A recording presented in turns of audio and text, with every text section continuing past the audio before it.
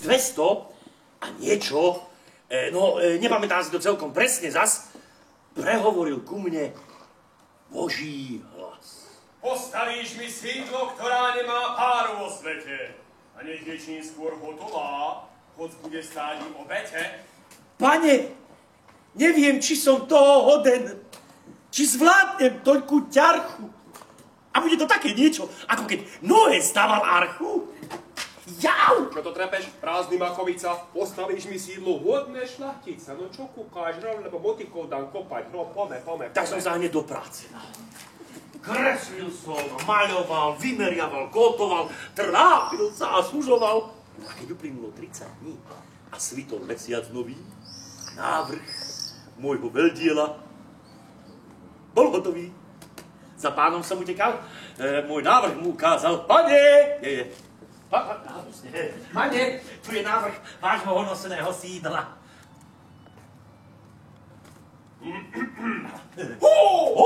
Čo? No? Fíha! A kde sú v tom sídle bydlá? Prosím? Porozum prišiel, či makového odvaru vyhlípal. Chceš, aby som takej hovadine zabýval? Vede blázon! Bulud by býval v takomto čomsi, no ukáž mi, ktorý. Chutné je to, aby bývali v tom zajace, hydina a tvory. No kúkajný.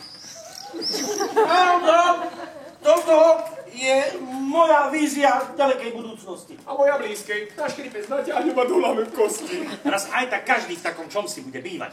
Hľadaš svenia krídla narastú. A teraz ber sa vedač lúz a dobytok stavať pre nás. Naďon jo príbytok. Pane, a kde tak plánujete, že by to vaše veľdielo malo stáť? Nepodaj dole. Pri tamtej riečke sa na... Ne. Hore, na tamtom Falkencovom brale, postavíš sídlo nemalé. Ale... Aby som cítil ako pán vetrov, postavíš to výšky had 112 metrov. No nekúkaj jak pavúk do hadice, alebo už niečo. No.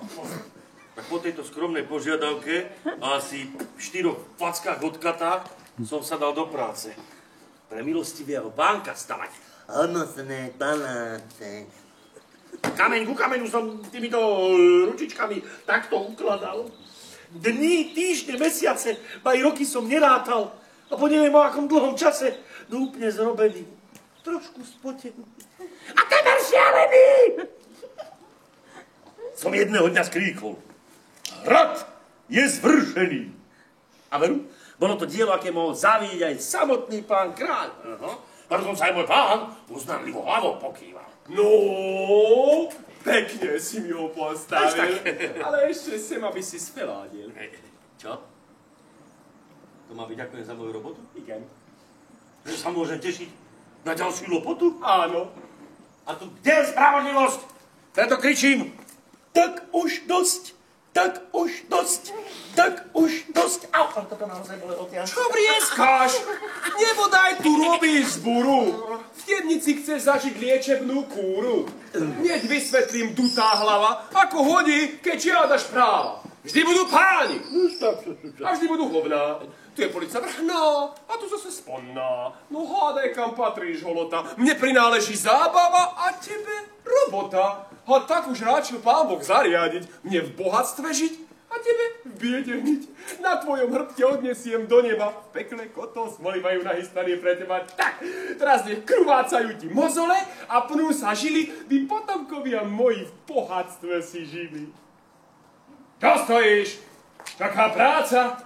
Ja idem oddyhovať do môjho klimatizovaného paláca.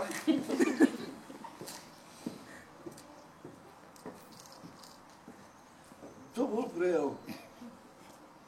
Ani tento antický filozof by to lepšie nevymyslel. Ja by som zase len do tej roboty išiel. Uj, ja si oplul aj krpček. Františke, pánko môj, za mňa zaplatili odvody. Raz vás aj tak všetkých nahočem do vody. A budeme si rovni. Prestaň drieskať, lebo zaznám papulu strieskať gazember a za pár robúť niečo, za čo platím 60 minút na hodinu, rob? Dobre, viem. Sviniam narastú krídla a so sliepkami spoločne zasadnú na bydlá.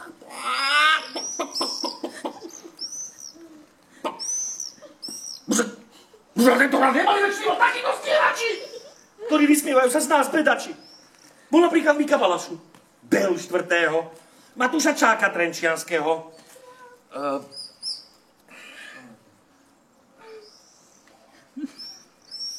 A iných. A významných.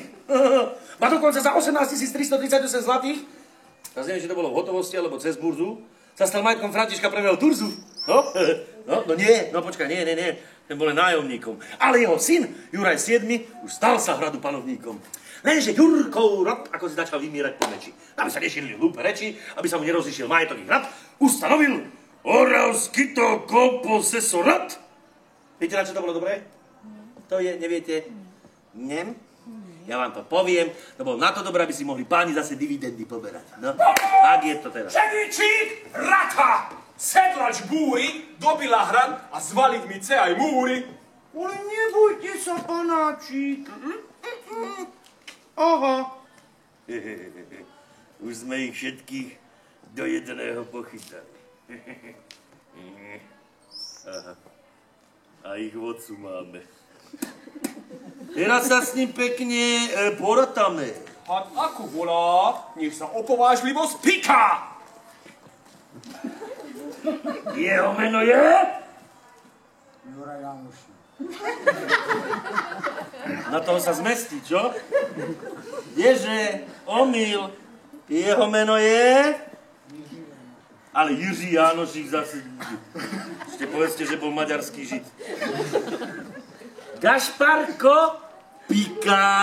Tak milého Kašparka Piku nastokneme na kolíku. A bude po paráde a ja budem mať poriadok na hrade. A ty, milý Kašparko Pika, nebudeš vo väzení dlho hniť, lebo môj Kati natrhne obočie. aj to. Ale čočer nechcel, na hrade požiar vypukol. A hrad úplne popolom ľahol. Vraj iskra vraj... To je taká dejná somarina, lebo že vraj iskra vyletela z komína kuchyne tohto hradu. Toť! Ja mám inú filozofiu, že pod hradom si niekto založil nelegálnu osadu. A tak to bolo. Ale vidíte? Aj tak tu stojí. Krásny, majestátny, pyšný, opravený. Logujú po ňom turisti, sprevádzajú ich krásne ženy. Dnes ti to mimoriadne pekne. Ale aj ľud pod hradom má svoje dejiny. Neveríte? Verte. Uverili iní. No a toto bola tá legenda nášho Oravského hradu. Aby ste vy všetci, aj vy v tom vašom trpaslíkové, vedeli povedať, že tu nebol postavený len tak. Smírnik, sme na parádu. A o tomto všetkom vám zahrali a možno tým pádom aj trošku dejín do vašich hlavičiek vám naliali. Majko A Jurko, ďakujeme. Pekný deň.